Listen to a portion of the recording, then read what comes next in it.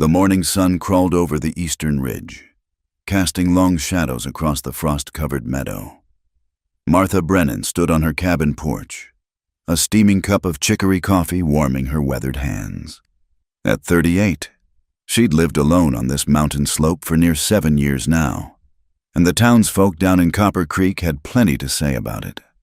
That Brennan woman, they'd whisper in the general store, voices dropping low when discussing her peculiar ways.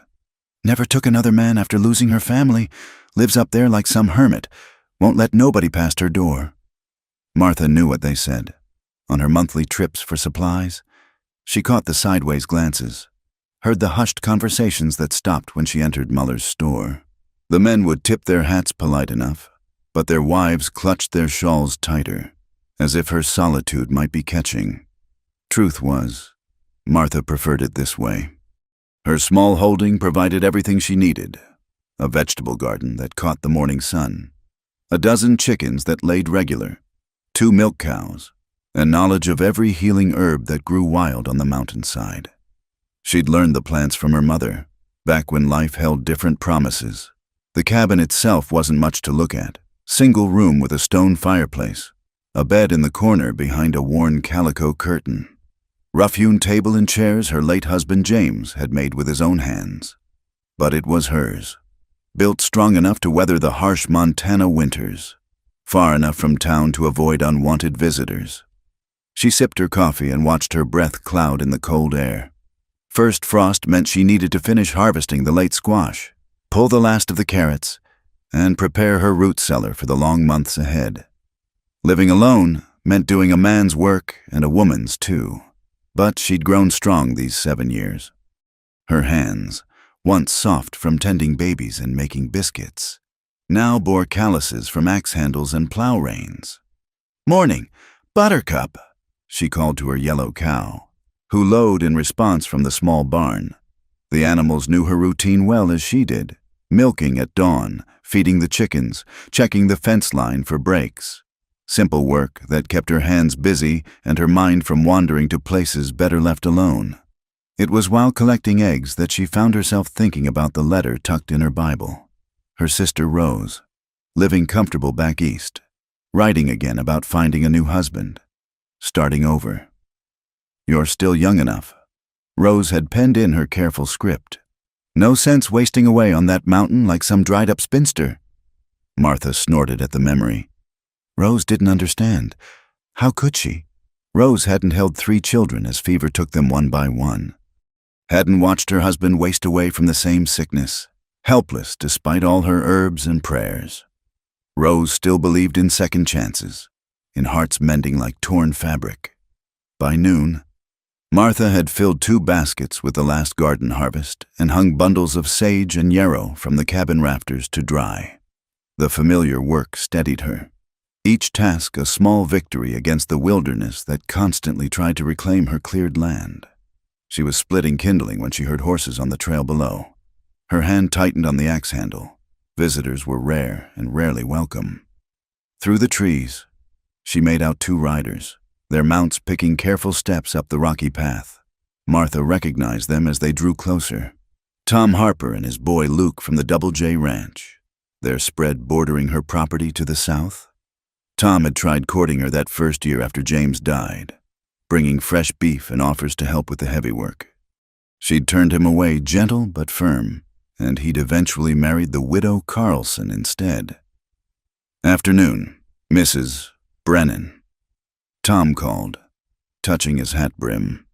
The boy, maybe 16 now, stayed quiet beside his father. "Mr. Harper." Martha didn't set down the axe. "Something I can do for you?" "Just passing through, checking our fence line. Thought we'd see if you needed anything before the snow flies." "I manage fine, thank you." Tom shifted in his saddle, his weathered face showing discomfort. "Ma'am, I don't mean to speak out of turn, but folks in town are talking. That new preacher, Reverend Dalton, he's been saying things about women living improper, alone and such." Martha's jaw tightened. "And what business is it of his or anyone else's how I live?" "None at all, in my thinking. Just thought you should know." Some of the men been drinking and talking foolish, saying maybe you need looking after whether you want it or not. The threat hung in the cold air between them. Martha had heard such talk before, how a woman alone was either a witch or a whore. Certainly not natural. The fact that she'd never taken another man to her bed seemed to offend them more than if she'd taken a dozen. I appreciate the warning, Mr. Harper, but I've got a Henry rifle and know how to use it. Any man comes up here uninvited will learn that quick enough. Tom nodded, unsurprised. I figured as much. Just wanted you to know, me and some of the other ranchers, we don't hold with forcing things on folks. You need help, real help, you send word. After they left, Martha stood long moments staring at the trail. 7 years she'd built this life, healing when folks needed her skills, trading herbs and vegetables for what she couldn't grow or make. 7 years of proving a woman could stand alone. As afternoon shadows grew long, she carried water from the spring, her shoulders aching from the yoke's weight. Inside the cabin, she built up the fire and set beans to soak for tomorrow's supper. The familiar routine couldn't quite shake Tom Harper's warning from her mind. She took down her husband's rifle from above the mantel, checking its action, counting ammunition. James had taught her to shoot straight, back when they'd first homesteaded and wolves still roamed bold. The weapon felt heavy in her hands, but she'd defended what was hers before, against claim jumpers, against wandering drunks, against loneliness itself. Night fell early this time of year. Martha lit her single lamp and settled by the fire with her mending. The wedding ring quilt on her bed needed patching, worn thin from 7 winters. As her needle worked, she found herself humming an old hymn her mother used to sing. The sound of her own voice startled her to silence. When had she last sung? When had she last spoken to anyone beyond the necessary words of trade and business? The animals didn't count, though she talked to them plenty. Outside, wind rattled the shutters she'd reinforced last month. Winter coming on fast this year. She'd need to bring in more wood. Maybe butcher one of the older chickens for preserving. Always something needing doing when you work the land alone. A wolf howled somewhere up the mountain, answered by another. Martha listened without fear. She knew every sound this mountain made, the scream of wildcats, the rustle of deer browsing, the way wind sang different through pine and aspen. These were her companions now, more reliable than people with their judgment and expectations. Still, as she banked the fire and prepared for bed, Tom Harper's words nagged at her. New preachers stirring up old prejudices, men drinking and talking about what wasn't their business. She'd faced down worse, but she wasn't fool enough to ignore a warning from a decent man. Behind her calico curtain, Martha undressed and slipped into her nightgown. The bed felt vast and cold as always, but she'd long stopped expecting it to feel otherwise. Some might pity her for sleeping alone these 7 years, but they didn't understand the peace of it. No demands on her body or heart. No risk of loss that cut so deep it near killed you too. She lay listening to the night sounds, one hand resting on the rifle she'd propped beside the bed.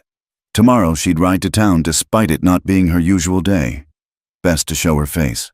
Remind them she was just a woman making her way, not some story to frighten children or tempt fools. But tonight, she was safe in her solitude, her empty bed a choice rather than a burden. Let them talk down in Copper Creek.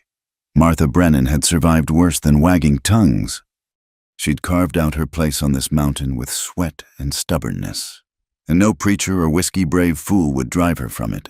The moon rose full through her single window, flooding the cabin with silver light. In that light, the empty spaces seemed less like absence and more like possibility, room to breathe, to be, to exist without explaining or apologizing. Martha closed her eyes, pulling the wedding ring quilt up to her chin. Tomorrow would bring its own challenges. Tonight, she slept as she'd slept these 7 years, alone, but on her own terms. The October wind cut sharp across the valley as Samuel McKenna guided his horse through the herd, counting head one last time before driving them to the lower pasture. At 43, he'd been working cattle longer than half the men in the county had been alive, and his weathered face showed every hard winter and dry summer. "That's 312, he called to his hired hand. "Young Pete Olson." Same as yesterday. Pete nodded, pulling his coat tighter. Getting cold early this year. Mr. McKenna. Reckon we'll see snow before November? Likely so. Sam squinted at the heavy clouds building over the western peaks. 22 years he'd been reading this sky, learning its moods like a man might learn his wife's faces. Though he'd only had 8 years to learn Clara's before the accident took her and little Emma both. The memory still caught him sideways sometimes, sharp as that October wind. Clara's laugh, the way Emma would run to meet him when he came in from the range, all of it gone in one terrible moment when her horse spooked at a rattler, sending the buggy over the cliff edge. "Mr. McKenna," Pete's voice pulled him back. "You want me to start moving them? Go ahead, I'll catch up." Sam watched the boy ride off, eager and green as Sam himself had been once, before the war, before Clara, before he learned how much a man could lose and still keep breathing. These days, folks in Copper Creek called him a hard man, and maybe they were right. He worked from dawn past dusk, spoke little, smiled less. What was there to smile about when you came home to an empty house? His spread, the Rocking M, sat 4 miles north of town, bordered on one side by Tom Harper's Double J, and on the other by the mountain where that peculiar Brennan woman lived alone. Sam had seen her a few times in town, a handsome woman in a plain way, keeping to herself as much as he did. Folks talked about her too, though different than they talked about him. A man alone was just ornery. A woman alone was unnatural. By the time Sam and Pete got the cattle settled, the sun was dropping low. Pete headed to the bunkhouse while Sam tended his horse. The familiar ritual of brushing and feeding more comfort than chore. The barn smelled of hay and leather, honest sense that asked nothing of him. "Getting too old for this," he muttered to his gelding, Buck, who snorted in what might have been agreement. Sam's back ached from 12 hours in the saddle, his hands stiff with cold. Time was. He'd thought about selling out, moving to California or Oregon, starting fresh. But this land held Clara and Emma, buried in the small plot behind the house. How could he leave them? In the house, Sam built up the fire and heated last night's stew. The place was clean but sparse, a man's space without any softening touches. Clara's things he'd packed away that first year, unable to bear seeing her sewing basket or Emma's rag doll. Now the house felt more like a bunkhouse where he happened to sleep than a home. He ate standing by the window, watching darkness creep across his land.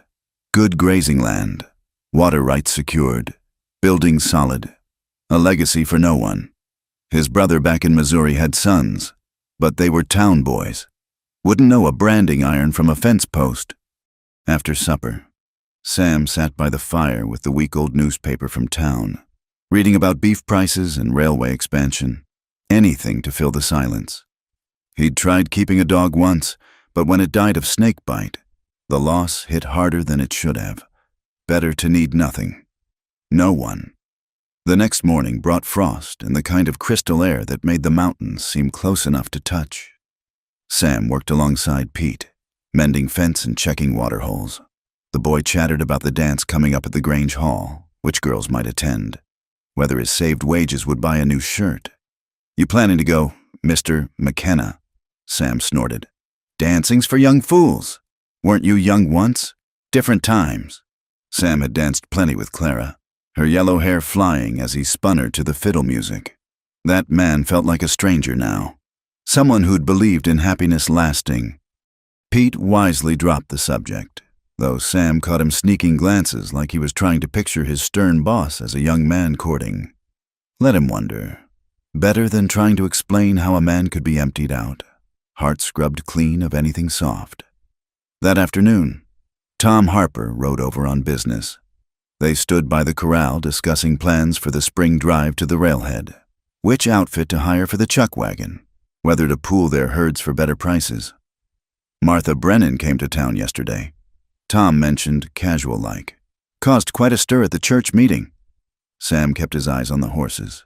That's so? Reverend Dalton tried to lecture her about proper Christian living for women. She told him she'd been living proper for 7 years without his guidance and didn't need it now. Despite himself. Sam felt his mouth twitch. Bet that went over well. Like a rattler in a church picnic. But she stood her ground, even when some of the biddies started clucking. Woman's got sand. I'll give her that. Sam had heard the stories about Martha Brennan, how she'd buried her family and kept to herself since. He understood that choice, the safety of solitude. Though a woman faced risks, a man didn't. Living alone, the world wasn't kind to those who didn't fit its expectations. After Tom left, Sam found himself thinking about the Brennan woman as he worked, both of them choosing isolation over the risk of caring again. Did she wake at night reaching for someone who wasn't there? Did she talk to her animals just to hear a voice, even her own? Fool thoughts, he muttered, attacking the woodpile with unnecessary force. What business was it of his how another person managed grief? But that night, as he sat with his empty plate and silent rooms, Sam couldn't shake the image of another soul eating supper alone. Maybe 4 miles as the crow flies, but a lifetime away in all the ways that mattered. He'd built these walls around himself board by board, season by season. They kept the herd out. Sure enough, but they kept everything else out too. The first storm warning came 3 days later, temperature dropping fast, clouds building heavy and dark. Sam and Pete worked fevered to prepare, moving the cattle to sheltered areas, securing loose equipment, bringing in extra feed from the far barn. Never seen clouds that color, Pete said nervously. Like a bruise over the whole sky. Sam studied the horizon, unease prickling his neck. In 22 years, he'd weathered some fierce storms, but something about this one felt different. The air itself seemed to hold its breath, waiting. Soon as we're done here, you head to town, he told Pete. Stay at the boarding house until this blows over. What about you? I'll be fine. Rode out worse than this. But as Pete disappeared down the road and Sam battened down for the storm, he wondered if that was true. A man could ride out weather easy enough. It was the other storms, the ones that howled inside where no walls could stop them, that wore you down winter by winter. The wind picked up as darkness fell, rattling windows and sending loose boards banging. Sam built the fire high and pulled on an extra shirt. Outside, Buck and the other horses stamped nervous in the barn. He'd check them once more before the worst hit, make sure they had water and calm feed, standing in his doorway. Sam watched the first snow begin to fall, heavy flakes that meant business. Somewhere up on that mountain, Martha Brennan was watching the same storm roll in. Did she have enough wood split? Were her animals secured? Not his concern, he told himself firmly. They'd each chosen their solitary paths. But as the wind howled louder and the temperature plummeted, Sam couldn't quite convince himself that islands could stand alone forever. Even the strongest fence post could snap under enough pressure. Even the most carefully guarded heart might remember, in the depths of a killing storm, what warmth felt like. He closed the door against the wind and returned to his empty house, to wait out whatever was coming. But for the first time in years, the silence felt less like peace and more like something that needed filling. Sam poured himself a whiskey and tried not to think about another soul. 4 miles away, facing the same storm alone. The storm hit with a fury Sam had never seen in all his years ranching. What started as heavy snow turned into a white wall of rage, wind screaming like demons across the valley. He'd meant to wait it out safe in his house, but by midnight, the barn doors were banging fit to tear off their hinges. Cursing, Sam pulled on his heavy coat and wrapped a scarf tight around his face. The moment he stepped outside, the wind nearly knocked him flat. Snow drove horizontal, stinging exposed skin like needles. He couldn't see the barn, though it stood not 30 feet away, fighting for every step. Sam made it to the barn and wrestled the doors secure. The horses were wild-eyed with fear, and he spent precious minutes calming them, checking their water hadn't frozen. By the time he started back, he could barely feel his fingers inside his gloves. That's when Buck broke free. The gelding burst through the stall gate Sam hadn't latched proper in his haste, crashing out the side door into the storm. Without thinking, Sam lunged after him. A man didn't let his horse die in weather like this. not a horse that had carried him faithful for 8 years. "Buck! Whoa, boy!" His voice vanished in the wind. Sam stumbled after the fleeing shadow. Following broken snow trail and instinct, the world had shrunk to a few feet of swirling white. No landmarks, no direction, just the killing cold and the need to find his horse. He didn't know how long he searched. Time stopped meaning anything in that white hell. His legs grew heavy, stumbling more often. Ice built up on his scarf where his breath froze. Still he pushed on, calling for Buck until his throat went raw.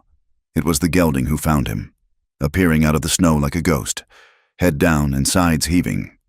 Sam grabbed the halter with numb hands, nearly weeping with relief. But when he turned to head back, he realized the terrible truth. He had no idea which direction the ranch lay. They were lost in the blizzard, and the cold was winning. Sam knew better than to panic. Panic killed men faster than cold. He needed shelter, any kind of windbreak. Leading Buck, he stumbled forward, praying for a ravine, a stand of trees, anything.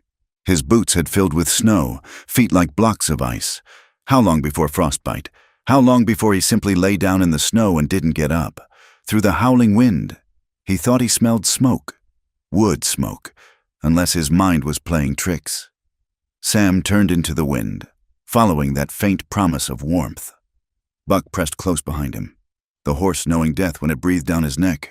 Then, like salvation itself, a faint glow appeared through the white, a lit window meaning life and warmth and shelter from the storm.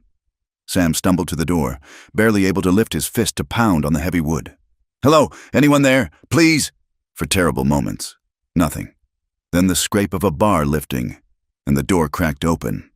A woman's face appeared, eyes wide with shock. Martha Brennan, rifle in hand, staring at him like he was a ghost. "Please," Sam managed through frozen lips. "My horse." She looked past him to where Buck stood shivering, then back to Sam's ice-covered face. Whatever she saw there decided her. The door opened wide. "Get in here before you freeze to death." Sam didn't remember much of the next few minutes. Martha taking Buck's reins, leading the horse to a small lean-to attached to her cabin. Her strong hands helping Sam inside, sitting him by the fire, the agony of feeling returning to his fingers and toes. "Drink this." She pressed a cup of something hot into his hands. Coffee laced with whiskey that burned down his throat. "What in God's name were you doing out in this?" "Horse got loose." His voice came out rough. "Got turned around?" "You're lucky you found my place." "Another 10 minutes." She didn't finish, busy pulling off his frozen boots. Sam wanted to protest, to say he could manage, but his hands were shaking too hard. "Your feet are bad." Martha's voice was matter-of-fact as she examined his toes. "Not frozen through, but close. This is going to hurt." She was right, as she rubbed feeling back into his feet. The pain was like being burned alive. Sam gritted his teeth, gripping the chair arms. Martha worked steady and sure, knowing hands that had done this before. "There's dry clothes in that trunk," she said, nodding to a corner. "They were my husband's. You need to get out of those wet things." Sam hesitated. Taking a dead man's clothes felt wrong somehow. But Martha had turned away, busying herself at the stove, giving him privacy. Survival won over propriety. The clothes were worn but clean, smelling faintly of cedar. They fit well enough, though the man must have been broader through the shoulders. "Thank you," Sam said when he was dressed. The simple words felt inadequate for saving his life. Martha set a bowl of stew in front of him. "Eat. You need to warm up from the inside, too." They sat in silence while Sam ate, the storm raging outside. The cabin was small but tight-built, wind finding no cracks to whistle through. He noticed things as his mind thawed along with his body. Herbs hanging from the rafters, books on a shelf, everything neat and ordered. A woman making a life alone. Same as him, but different. "Your horse will be all right," Martha said finally. "I gave him some grain, rubbed him down. That lean-to's small but solid. I'm grateful. For everything. I know showing up like this." You showed up dying." Her gray eyes were steady on his. "I wouldn't turn away a rabid wolf in this weather, much less a neighbor." Neighbor. They'd lived 4 miles apart for years and never spoke beyond a nod in town. Sam studied her face in the firelight. Not pretty in the conventional way, but strong-featured, honest, lines around her eyes from sun and sorrow. He wondered if his own face told the same story. "I should bed down in the barn," he said as he finished eating. "I've imposed enough." Martha looked at him like he'd suggested jumping off a cliff. "That lean-to barely fits your horse. You'd freeze before morning." "Then I'll sit by the fire." "Mr. McKenna." Her voice held a note of exasperation. "This storm's not letting up tonight. We're both grown people who've buried spouses. I think we can manage to be practical about sleeping arrangements without scandal." She was right, of course. They were past the age for foolish propriety, and dying for appearances would be the height of stupidity. Still, Sam felt awkward as Martha efficiently set about making up a pallet by the fire with blankets from her trunk. "You take the bed," he said firmly. "This is your home, and you're the one half frozen." But she didn't argue further, disappearing behind a curtain that sectioned off the sleeping area. Sam settled on the pallet, feeling every one of his 43 years. The fire crackled warm, the wind howled outside, and he was alive when he shouldn't be. All because he'd stumbled to the right door. "Mrs. Brennan," he called softly. "Thank you for opening the door. I know what folks say about you living alone. You took a risk." There was silence from behind the curtain. Then, "Folks say plenty about both of us. Mr. McKenna doesn't make it true." Sam stared at the fire shadows on the ceiling. Here they were, 2 people who'd chosen isolation, forced together by a storm. He thought about Tom Harper's words, about Martha standing up to the Reverend. Woman had courage, that was certain. "My wife died in an accident," he found himself saying. "Her and our daughter both, 8 years ago." "I'm sorry." The words came soft from the darkness. "I lost my husband and 3 children to fever. 7 years back." 3 children. Sam closed his eyes against that pain. One had nearly killed him. How did someone survive 3? That why you stay up here alone? "That's why." A pause. "You?" "Same, I reckon. Easier than risking it again." They fell quiet. But it was a different silence than Sam was used to. Not empty, but full of understanding. 2 people who knew the weight of loss, sharing space while a killer storm raged outside. Sleep came slow. Sam listened to the wind, the fire settling, the small sounds of another person breathing nearby. How long since he'd slept under the same roof as another soul? The strangeness of it kept him wakeful, but underneath was something else. Comfort, maybe. The animal reassurance of not being alone in the dark. Sometime before dawn, the wind began to ease. Sam dozed fitful, waking when Martha rose to tend the fire. She moved quiet, trying not to disturb him, but he sat up anyway. "Storm's passing," she said, not looking at him. In the dim light, her face seemed younger, softer. "I'll leave it first light. Get out of your way." Martha turned then, and something in her expression made his chest tight. "You're not in my way, Mr. McKenna, but I know you'll go anyway. We both will do what we must to keep our walls up." She understood. Of course she did. They were alike in this, choosing safety over connection, ghosts over the living. Sam wanted to say something, to acknowledge the strange bond of this night, but words had never been his strong suit. Instead, he simply nodded. When dawn came gray and still, he'd take his horse and return to his empty house. Martha would bar her door again, and they'd go back to being strangers who happened to share a valley. The storm had forced them together, but storms always passed. For now. Though, they sat by the fire while snow fell soft outside. 2 souls who'd forgotten the simple comfort of not being alone. It wouldn't last, couldn't last, given who they'd become. But for these few hours before dawn, it was enough. The fire had burned low, casting dancing shadows across the cabin walls. Outside, the wind still moaned, but gentler now, like a beast growing tired. Sam shifted on his pallet, trying to find a position that didn't remind him of every year past 40. "Can't sleep either." Martha's voice came soft from behind the curtain. "Not much. Old bones don't take to floors like they used to." He heard her moving. Then the curtain pulled back. She stood there in a wool wrapper, hair braided for sleep, looking uncertain. "This is foolish. There's room enough in the bed for 2 people to sleep proper without anything improper. We're not young folks at a barn dance."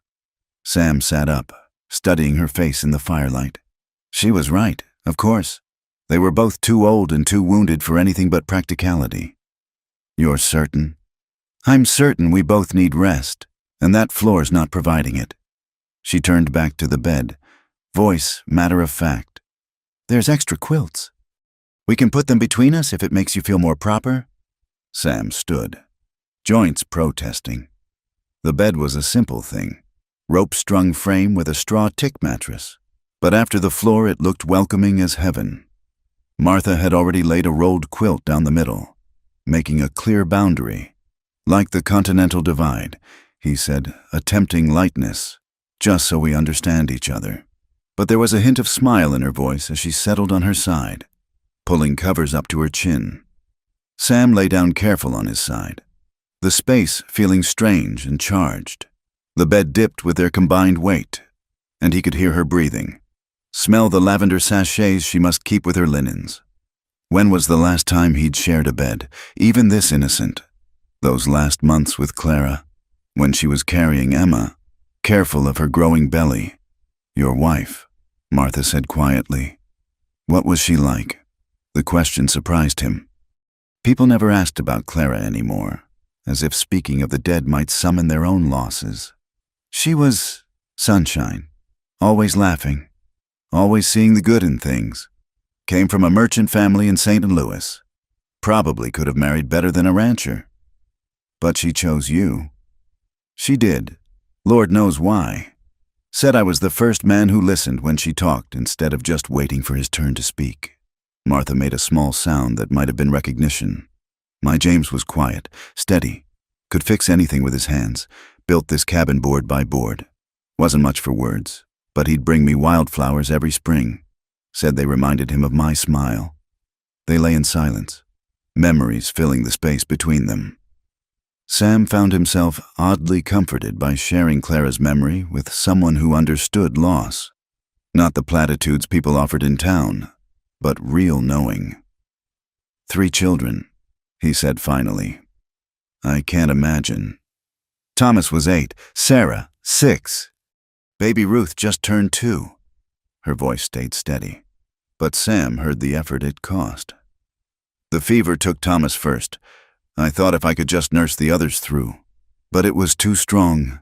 James lasted longest, trying to help me tend them even as he burned. Martha, he didn't know what to say. Sorry was too small a word. Some days I still set the table for 5. The admission came whispered. Catch myself calling Sarah for supper or listening for Ruth's laugh. 7 years, and still I forget they're gone. Sam's throat felt tight. I keep Clara's garden going. Can't grow flowers worth a damn, but I try.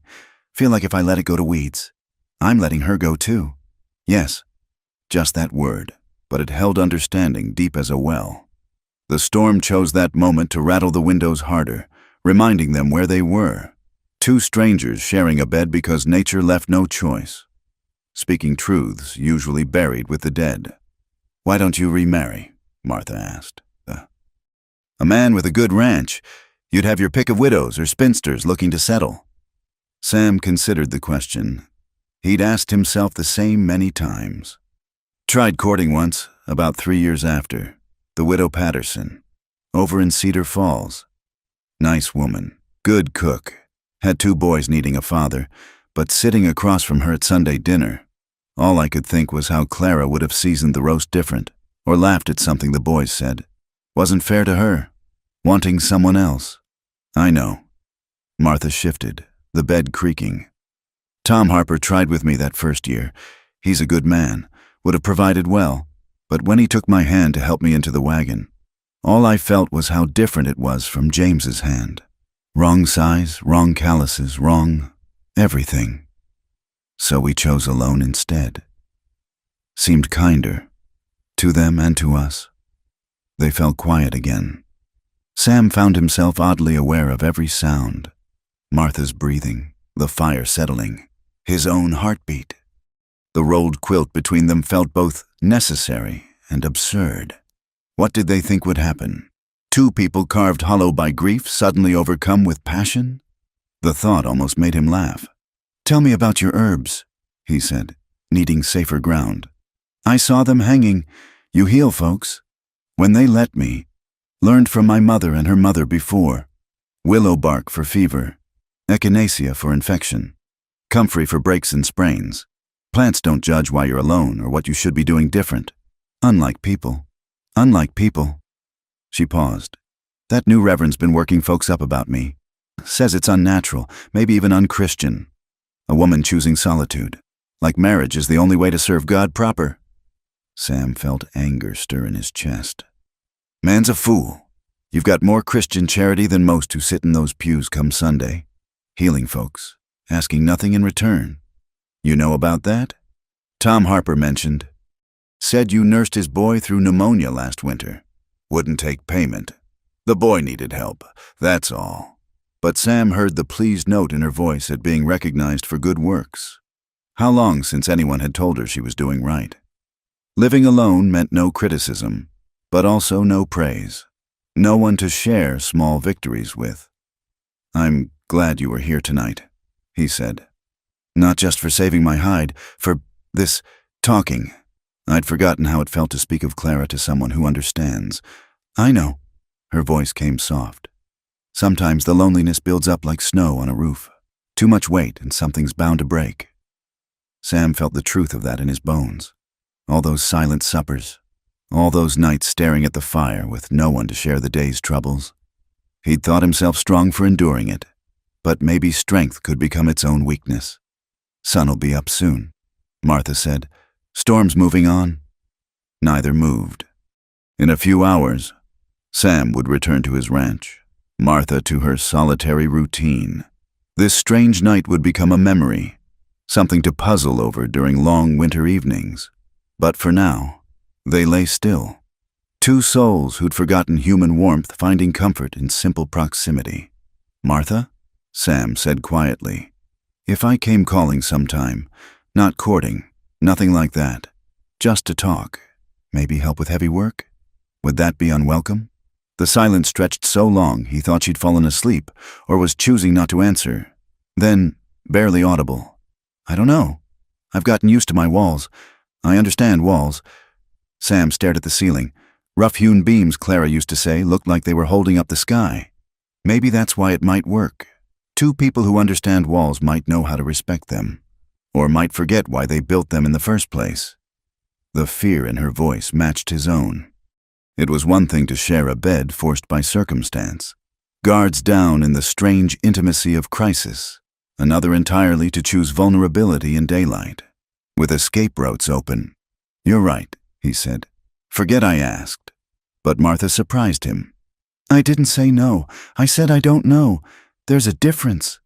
They lay quiet as the first pale light crept through the windows. The storm had passed, leaving the world buried in white but peaceful. Soon Sam would have to rise, reclaim his horse, make the cold journey home. But not yet, not quite yet. "Thank you," he said, "for opening your door, for the food and shelter. For remembering with me." "Thank you," Martha replied, "for reminding me I'm not the only one who chose empty over risk." The bed shifted as she sat up. Proper day returning with the light. But Sam thought something had shifted between them too.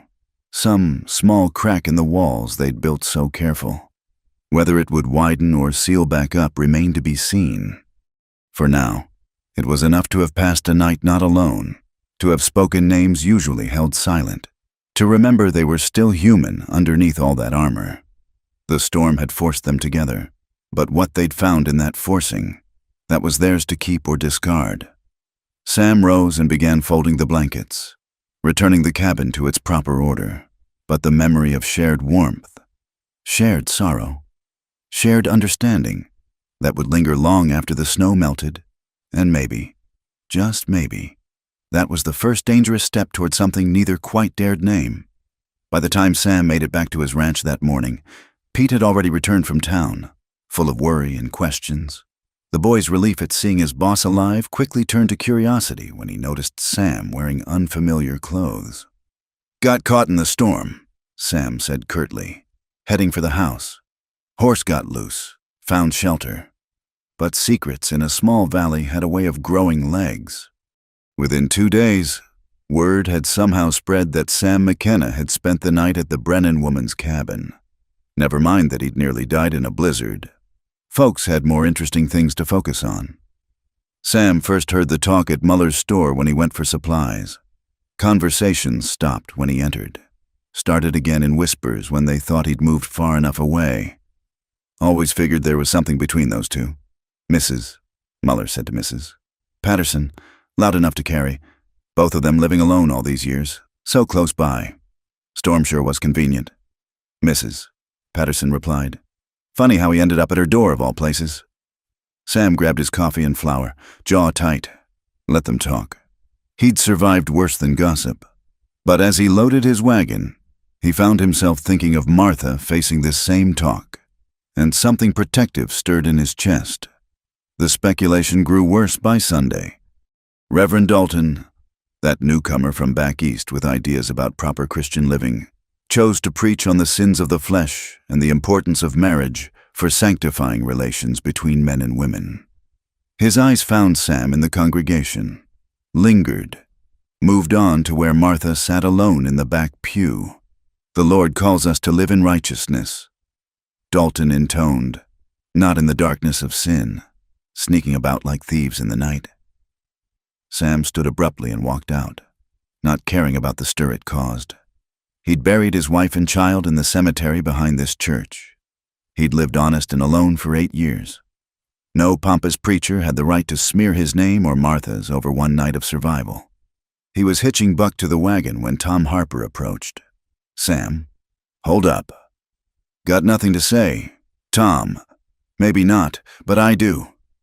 Tom glanced around, lowered his voice. "What happened between you and Martha Brennan is your business, but people are working themselves up.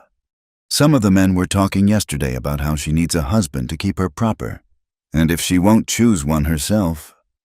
Sam's hands stilled on the harness. "They threatening her?" "Not yet, just talk, but you know how talk can turn, especially when Dalton keeps stirring the pot. Thought you should know." After Tom left, Sam sat in his wagon a long moment. He'd brought this trouble to Martha's door.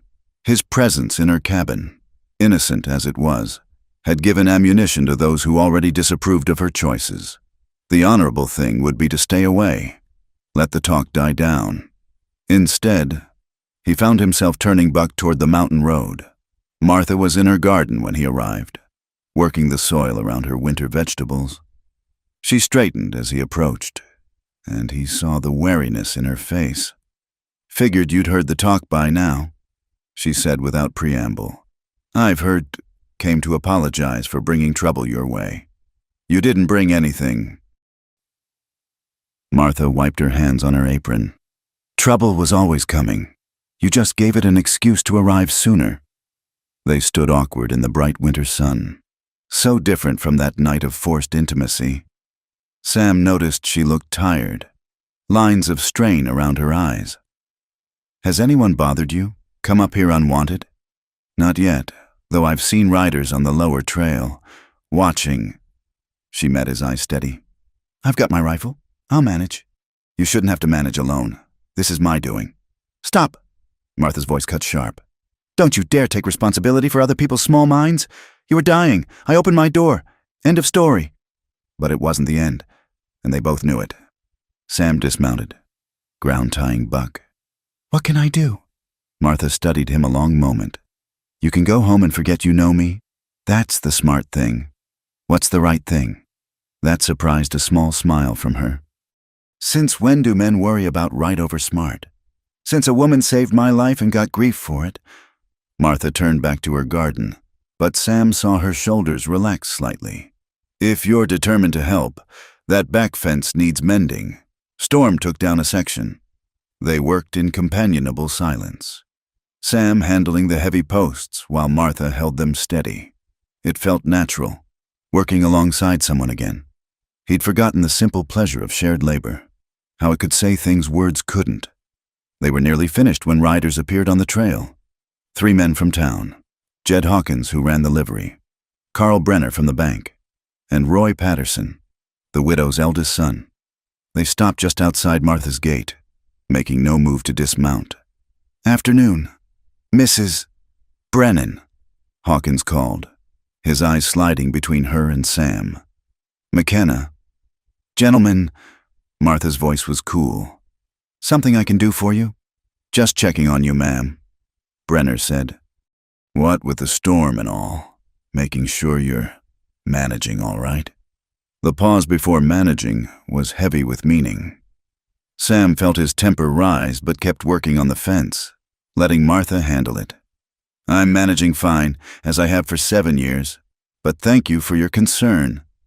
"Thing is," Roy Patterson spoke up, young and full of righteous authority.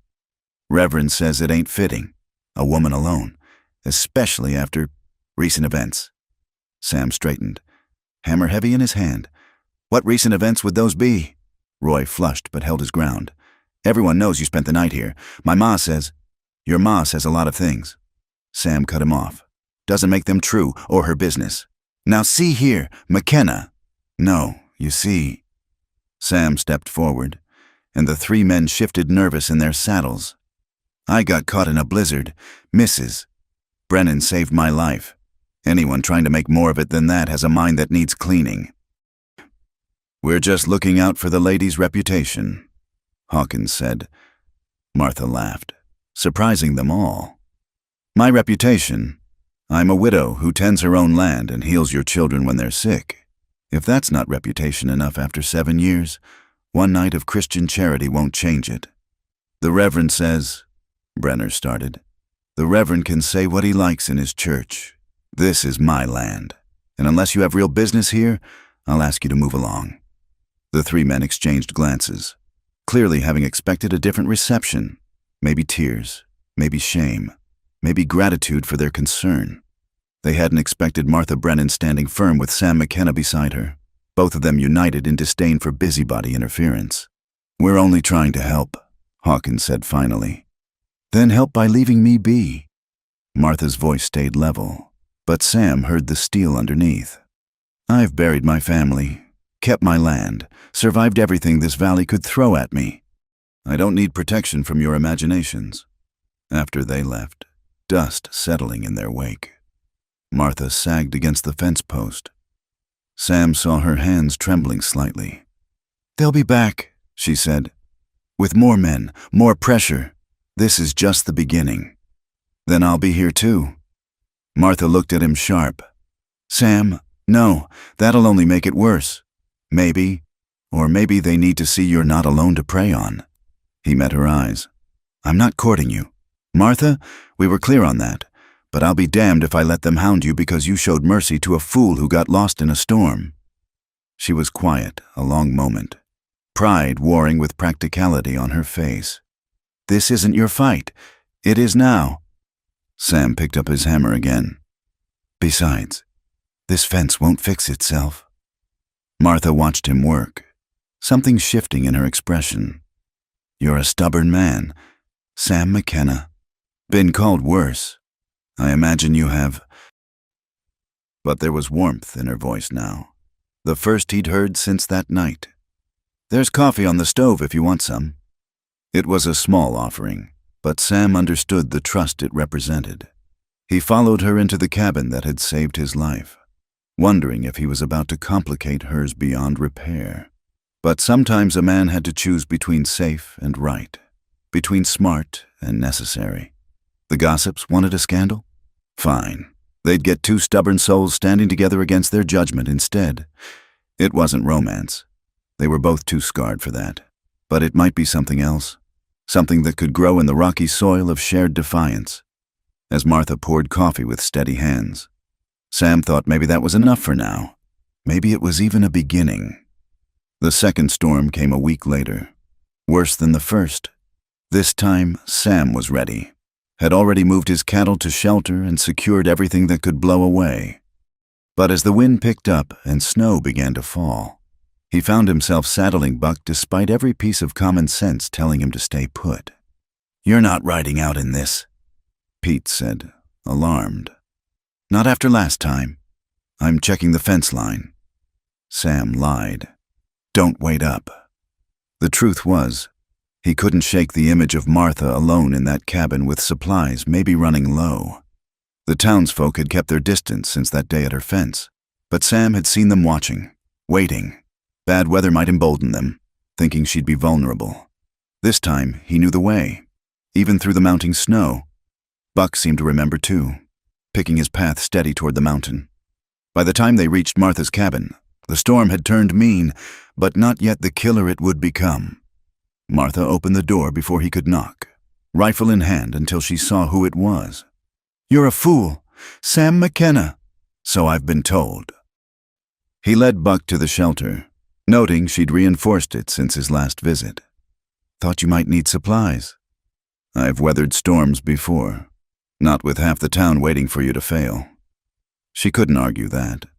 Inside, Sam unpacked what he'd brought: coffee, flour, salt pork, ammunition for her rifle.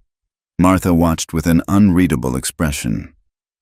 "You can't keep doing this," she said finally. "Playing protector. It only feeds their gossip. Let them gossip." Sam warmed his hands by her fire. "I've got work needs doing tomorrow, but tonight I'm making sure you're set for this storm." They worked together as the blizzard built outside, bringing in extra wood, checking the livestock, filling every container with water before the pump froze. It felt natural now, moving around each other in the small space, anticipating needs without words. As darkness fell and the storm reached its full fury, they found themselves back by the fire with bowls of the stew Martha had made. The domesticity of it should have felt strange, but instead it felt like something Sam had been missing without knowing it. "Tell me about your ranch," Martha said. "I know the land, but not what you've built there." So Sam talked about the rocking M, the herd he'd built up, the improvements he'd made over the years. Martha listened with the attention of someone who understood the work involved, asking questions that showed she knew more about ranching than most gave her credit for. "You've done well," she said when he finished. "Built something lasting." "Lasting for who?" The question slipped out before Sam could stop it. "No sons to pass it to. No one to care if it falls apart after I'm gone." Martha was quiet a moment. "I think about that too. This place James built with his own hands. Sometimes I wonder if I'm just keeping it alive out of stubbornness." "Nothing wrong with stubbornness." "No?" She smiled slightly. "Even when it keeps you alone on a mountain while people scheme to drive you off?" "They won't drive you off." Sam heard the fierceness in his own voice. "Not while I'm around." Martha set down her bowl carefully. "Sam, we need to speak plain. What are you doing here, really?" He'd asked himself the same question on the ride up. "I don't rightly know. Started out feeling responsible for the trouble I brought you, but now," he struggled for words, "I like being here, like working beside you, like talking to someone who understands. Is that wrong?" "Not wrong, but dangerous." Martha stood, began clearing their dishes. "We're not young, Sam. We can't afford to fool ourselves about what this is or isn't." "And what is it?" She turned to face him, backlit by the fire. "Two lonely people finding comfort. But comfort isn't the same as what we had before, what we lost. I know that." Sam stood too, needing to move. "Clara's gone. Your James is gone. I'm not looking to replace what can't be replaced." "Then what are you looking for?" The question hung between them like a challenge. Sam thought of his empty house, the silence that pressed in each night, the way he'd started looking forward to these visits more than anything else in his routine. "Maybe just this," he said finally. "Someone to share supper with, someone who doesn't need explaining to, someone who's not afraid of what we've become." Martha's expression softened. "That sounds like courting to me. Sam McKenna. Does it? He stepped closer, not touching but near enough to see the gold flecks in her gray eyes. Because courting's for people who believe in happily ever after. I'm just talking about making it through winter a little less alone. And come spring, we'll face spring when it comes. They stood there, the storm howling outside, the fire crackling inside. Two people on the edge of something neither quite dared name. Then Martha reached out, touched his hand briefly, the first deliberate contact between them. I need to check the animals, she said, but her voice was unsteady. I'll help.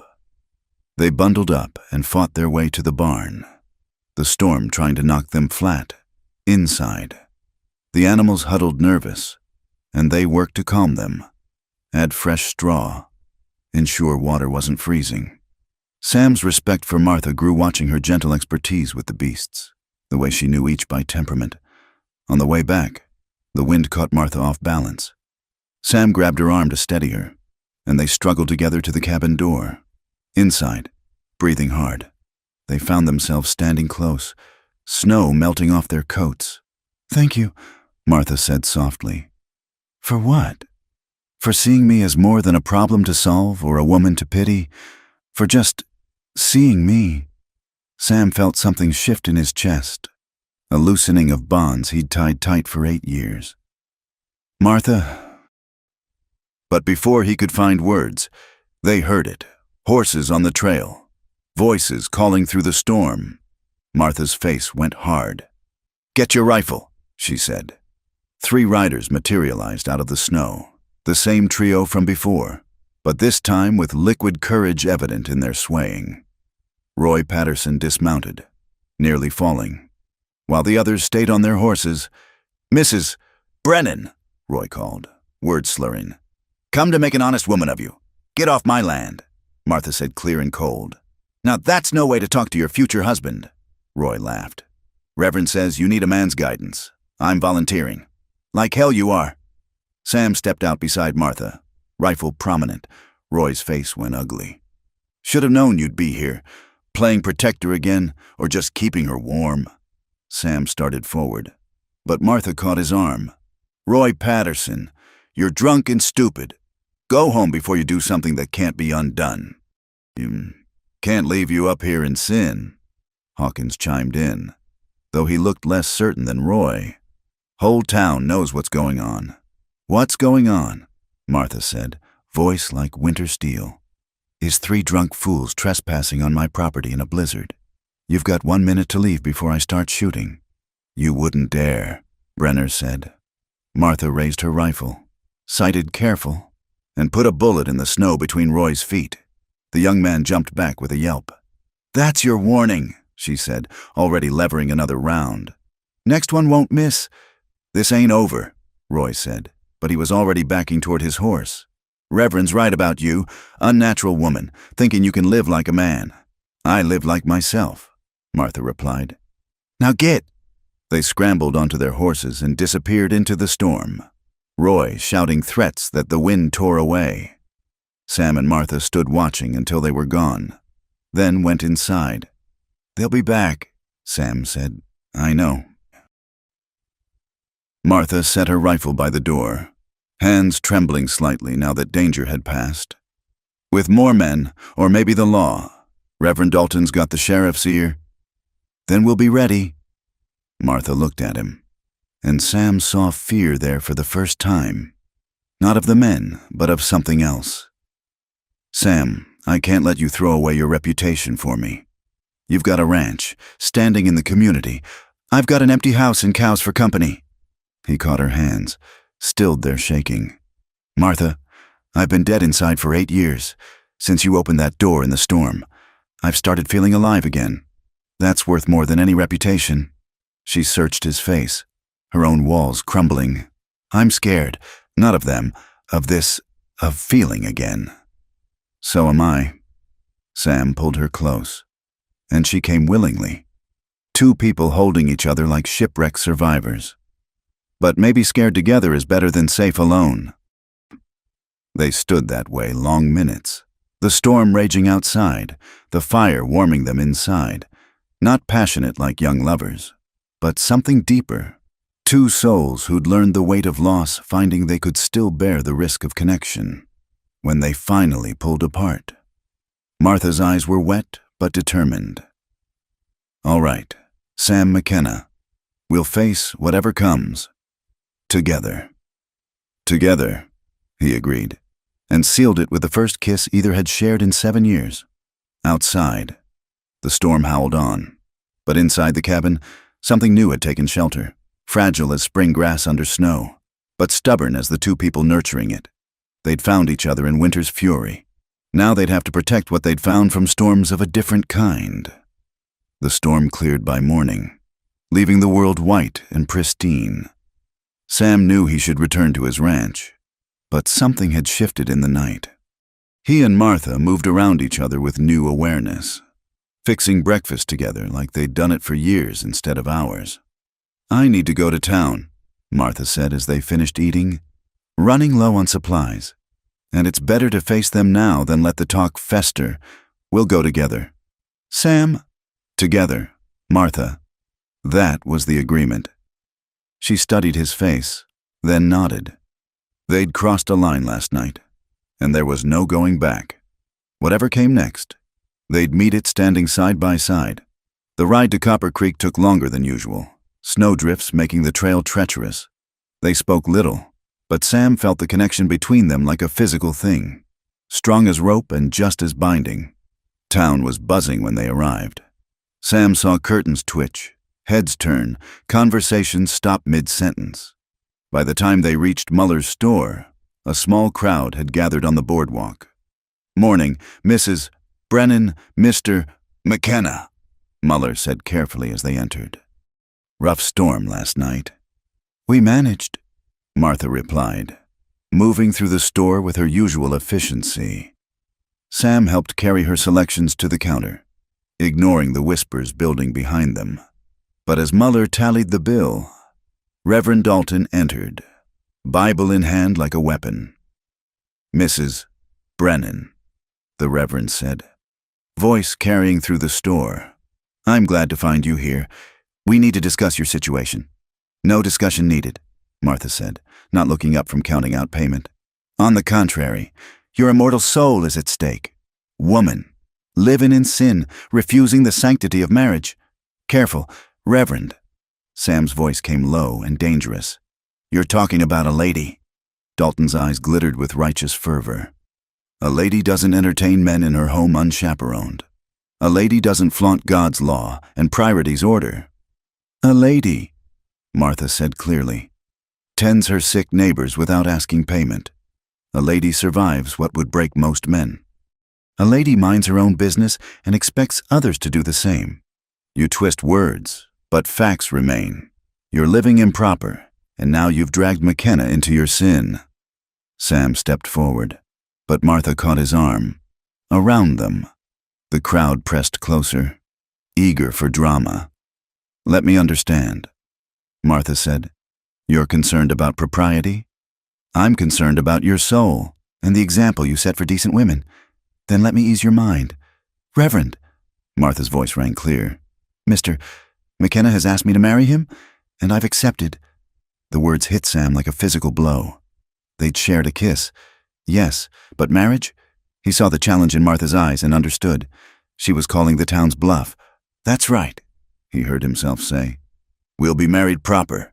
That satisfy your concern for her soul?" Dalton's face went red. This wasn't the response he'd expected. "When? And don't think some long engagement will, soon as you're willing to perform the ceremony." Martha cut in. "Unless you have objections to joining two widowed people in holy matrimony," the Reverend spluttered, trapped by his own moralizing. The crowd murmured, excitement rippling through them. Roy Patterson pushed forward, face ugly with drink and disappointment. "This is a sham," he declared. "Everyone knows McKenna was just—" "Choose your next words careful. Boy," Sam's hand moved to his sidearm, "you're talking about my intended bride." "Your intended?" Roy laughed harsh. "Yesterday she was just a convenience. Today she's marriage material. Pull the other one." "Yesterday," Sam said, voice carrying to every ear. I was a fool too proud to admit what I wanted. Today I'm setting it right. Any man has issue with that can discuss it with me. Private-like. The threat hung heavy. Sam McKenna might be older, might have kept to himself these 8 years, but everyone remembered he'd fought in the war, survived Indian raids, built his ranch with gun and grit. Roy might be young and hot-headed, but he wasn't completely stupid. "When's this wedding, then?" someone called from the back. Sam looked at Martha, saw her slight nod. "Sunday next, if the Reverend's willing." All eyes turned to Dalton, who stood caught in his own trap. He'd demanded propriety, insisted on marriage. Now it was offered, and refusing would show his concern was more about control than conscience. "Sunday next," he ground out. "After morning service. We'll be there," Martha said, calm as summer morning. "Now, if you'll excuse us, we have preparations to make." She swept from the store like a queen, Sam following with their supplies. Not until they were loaded in the wagon and heading out of town did she sag against the seat. "My God, what have I done?" "Called their bluff brilliant-like," Sam said, though his own heart was racing. "Question is, do we follow through?" Martha looked at him sideways. "Are you asking if I meant it?" "I'm asking what you want, not what spite demands or the town expects. What Martha Brennan wants." She was quiet so long Sam thought she wouldn't answer. Then, "I want to not be afraid anymore. I want to share my burdens with someone who understands them. I want—" She paused, gathering courage. "I want to wake up not alone, even if it's not the same as before. And marriage, real marriage, not just words to quiet gossips. I don't know." The honesty in her voice hurt and healed at once. "Can two people as damaged as us make something new? Or are we just fooling ourselves?" Sam guided the horses while he thought. Marriage to Clara had been young love, passionate and perfect until it shattered. This would be different. Two people choosing companionship over solitude, understanding over ignorance. "My house is bigger," he said finally. "Better for winter. You could bring what matters. Keep your cabin for healing work. We share chores, share meals, share the load. As for the rest," he felt heat climb his neck. "We're not young folks. We can work out sleeping arrangements that suit us both." Practical, but Martha's voice held warmth, like a business partnership. "If that's what you need it to be. But Martha," he reached over, took her hand. "I meant that kiss last night. May not be the love I had at 20, but it's something that could grow, given time and tending." Her fingers tightened on his. "I'm scared, Sam, scared of hoping again. So am I, but maybe scared together is better than safe alone." She finished. "You said that last night. Meant it then too." They rode in silence, hands linked between them. Two people who just upended their carefully constructed lives. In town behind them, gossip would be flying thick as winter crows, but ahead lay something neither had dared imagine. A second chance, different from the first, but maybe precious in its own way. "Sunday next," Martha said softly. "Lord help us." "He already did." Sam replied, "Sent a blizzard to blow me to your door. And now we see what comes of it." As they reached the fork where their paths split, his to the rocking M, hers to the mountain cabin, Sam pulled up the horses. "Stay with me tonight," he said, impulsive. Not improper-like, just, "I want to show you the house, your house. If we do this, want you to see if you could make a life there." Martha looked at him long and steady. "All right, but I need to tend my animals first. We'll go together. From now on, Martha, whatever needs doing, we go together." "That's a big promise." Sam McKenna. "Yes," he agreed. "It is." They turned toward the mountain, toward Martha's cabin, toward a future neither had expected. In 5 days they'd stand before God and town, pledging vows they'd never thought to speak again. It wasn't the romance of youth or the passion of first love. It was something else. Two winter souls finding warmth in shared purpose, shared understanding, shared hope that maybe, just maybe, spring could come again. The sun broke through the clouds as they climbed the trail, setting the snow to sparkling like promises waiting to be kept. Sunday would come soon enough with its challenges and changes. But today, they had this, hands linked, hearts cautious but willing, and the first fragile faith that alone didn't have to be forever. The gossips had wanted to force Martha into marriage, thinking to break her spirit or drive her out. Instead, they'd pushed two stubborn souls together, and from that union, something unexpected might bloom. Not the love they'd lost, that was buried with Clara and James and could never be recovered, but perhaps something different, something seasoned by sorrow but not defeated by it. As Martha's cabin came into view, Sam felt a lifting in his chest he hadn't experienced in 8 years. Not happiness exactly, but the possibility of it. And for two people who'd thought possibility died with their first loves, that was miracle enough to build on. "Ready?" Martha asked as they pulled up to her gate. "Ready," Sam confirmed, and meant it more than he'd meant anything in years. Whatever came next, gossip, adjustment, the challenge of two independent souls learning to move as one, they'd face it together. And that, Sam thought as he helped Martha from the wagon, was its own kind of love, different from what they'd known, but maybe, given time and courage, just as true. Sunday came clear and cold, the kind of winter morning that made the world seem new-made. Sam stood before his mirror, fumbling with the tie he hadn't worn since Clara's funeral. His hands shook slightly, and he cursed under his breath. "You've faced down claim jumpers and cattle thieves," he told his reflection. "No cause to be nervous over words in a church." But it wasn't just words, and he knew it. Today he'd pledge himself to Martha Brennan before God and the whole town. Not from young love's passion, but from something deeper, a choice made with eyes wide open. Knowing all that could go wrong, choosing hope anyway. Pete knocked on the door. "Wagon's ready, Mr. McKenna. You sure you don't want me to drive?" "I'll manage." Sam took one last look in the mirror. The man staring back looked older than his years, but somehow lighter too, as if a burden had lifted. "You just get yourself to church. Don't want to miss this circus."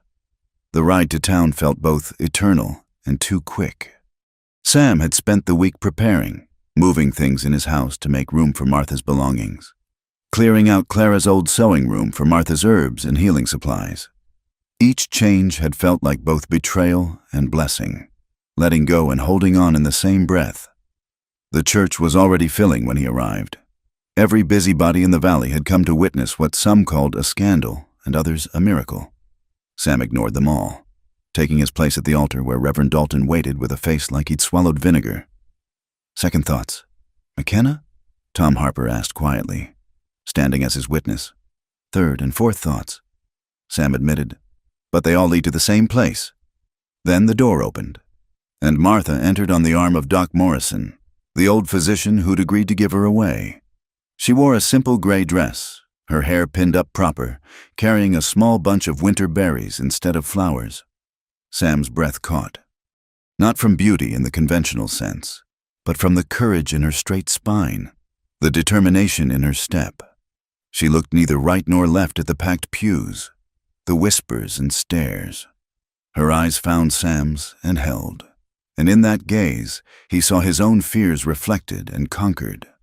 "Dearly beloved," Dalton began, his tone suggesting they were anything but beloved in his sight. "We gather to join this man and woman in holy matrimony." The ceremony passed in a blur. Sam heard himself speaking vows he'd never thought to say again, his voice steady despite the earthquake in his chest. Martha's responses came clear and firm. No hesitation even when Dalton lingered on "obey" like he hoped she'd balk. "The ring?" Dalton prompted. Sam pulled out the simple gold band he'd bought in Billings, not wanting town gossip over his purchase. As he slipped it on Martha's finger, he whispered low enough only she could hear, "This isn't replacing what we had. It's building something new." Her eyes went bright, and she squeezed his hand. "I know. I now pronounce you man and wife," Dalton said with clear reluctance. "You may kiss your bride." This kiss was different from that first one in the storm. Public, proper, but somehow more precious for being chosen in daylight. before witnesses. When they parted, Sam saw tears on Martha's cheeks, but she was smiling. They turned to face the congregation, and Sam felt Martha tense beside him. The faces staring back ran the gamut: disappointment from those who'd wanted drama, satisfaction from the moral crusaders, genuine pleasure from the few who understood what courage this took. "Ladies and gentlemen," Tom Harper announced with clear satisfaction, "Mr. and Mrs. Samuel McKenna." Outside, rice and good wishes mixed with barely veiled speculation. Martha bore it all with grace. Though Sam felt her hand tremble in his, they'd done what the town demanded, but that didn't mean the judgment would stop. The reception at the Grange Hall was awkward. People unsure how to treat this sudden union. Some women who'd shunned Martha for years now felt obliged to offer wedding wishes. Men who'd speculated crude about her intentions now had to face Sam's steady gaze. Beautiful ceremony. Mrs. Muller simpered, though she'd been among the worst gossips. Such a surprise, but then love works in mysterious ways. "Indeed it does," Martha replied calmly. "Sometimes it looks like two people choosing to share their burdens rather than carry them alone." The honesty of it left Mrs. Muller speechless. Others approached with similar false cheer, and Martha met them all with that same devastating directness. She wasn't playing the blushing bride or the reformed woman. She was herself, unchanged except for the ring on her finger and the man at her side. Finally, blessedly, it was time to leave. Sam helped Martha into the wagon, noting how the crowd watched their every move. Let them wonder, he thought. The real test would come in the quiet days ahead. Two stubborn souls learning to bend without breaking. The ride to Sam's ranch, their ranch now, passed in thoughtful silence. As they turned up the drive, Sam saw Martha studying the house, the barns, the lay of the land with new eyes. This would be her home now. Their home. "It's bigger than I remembered," she said softly. "Too big for one person," Sam agreed. "Been rattling around in it like a dried pea in a pod." Inside, he watched her move through the rooms, touching surfaces light as butterfly wings. He'd cleaned best he could, but it was still clearly a house lacking a woman's presence. Martha paused in the kitchen, studying the big cast-iron stove. "This'll do fine for my herb preparations," she said. "Good light from the windows, plenty of room to work. Change whatever you need. It's your home now." Martha turned to him then, and Sam saw the uncertainty she'd been hiding all day. "Is it? How do we do this, Sam? How do we go from strangers to married in a week's time?" "Same way we'd cross dangerous water," Sam said, "one careful step at a time." They stood awkward in what was now their kitchen. Two people bound by law and choice, but not yet comfortable with either. Then Martha laughed, surprising them both. "Lord, what a pair we make. Like two cats circling, neither sure if the other bites." "Do you?" Sam asked. "Bite? I mean, only when provoked." But she was smiling now, tension easing. "Show me the rest. Sam, show me where we'll build this new life." They toured the house properly then, Sam pointing out improvements he'd made, Martha suggesting changes that might make it more homelike. When they reached the bedroom, both paused. "I set up the spare room," Sam said quickly. "Figured we'd work out arrangements as suits us both. No rush, no expectations." Martha's shoulders relaxed. "Thank you for understanding, for not assuming. We're not young folks. Martha, we've got time to figure out what we want this to be." That night they ate their first supper as married folk. A simple stew Martha improved with her herbs. Conversation came easier with just the two of them. No audience to perform for. They talked about combining their livestock, planning spring planting, the practical details of joining two lives. Later, sitting by the fire while Martha worked on her mending and Sam oiled his tack, the domesticity felt both foreign and right. This wasn't the passionate romance of youth. It was something quieter, but perhaps more lasting. "No regrets?" Martha asked without looking up from her needle. "None yet. You? Ask me in a month." But her tone was warm. "Sam, what you said at the altar about building something new, I want to really try. not just go through motions. So do I. He set aside the bridle, met her eyes across the hearth. We've both been winterlocked so long. Might take time to thaw, but I believe we can do it. Build something good here. Martha smiled then, the first full, unguarded smile he'd seen from her. It transformed her face, showing the woman she'd been before sorrow carved its lines. Then let's build it. Sam McKenna, one careful step at a time. As the fire burned low and they prepared for bed, in separate rooms, but under the same roof, Sam felt something he hadn't experienced in 8 years, anticipation for tomorrow. Not because the pain was gone or the past erased, but because he wouldn't face the future alone. Outside, spring was still months away, but inside the house on the rocking M, 2 winter hearts had begun the slow, careful work of thawing. The town had forced them together, thinking to break Martha's spirit.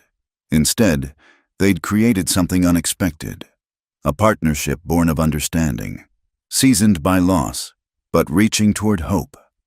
The woman who'd kept her bed empty for 7 years had chosen to share her life, if not yet her bed, with a man who understood the weight of that choice, and the rancher who'd preferred cattle to company had opened his home to someone who might help it feel alive again. It wasn't the love story either had imagined in youth, but perhaps that made it more precious. This second chance built on truth instead of illusion, on choice instead of passion, on 2 people saying yes to the possibility of spring after the longest winter. In the spare room, Martha lay listening to the unfamiliar sounds of a new home. Down the hall, Sam did the same, both thinking of all that had brought them here, all that lay ahead. Tomorrow would bring challenges. Merging 2 lives never came easy. But tonight, for the first time in years, neither would sleep entirely alone, and that, they'd both learned, was no small beginning. Thank you all for listening to this Wild West love story. I'd love to hear where you're enjoying this tale, whether you're listening during your commute, relaxing at home, or perhaps on a long drive across the country. Please subscribe to the From Wild West channel and share your thoughts in the comments below. Your stories and feedback mean the world to us.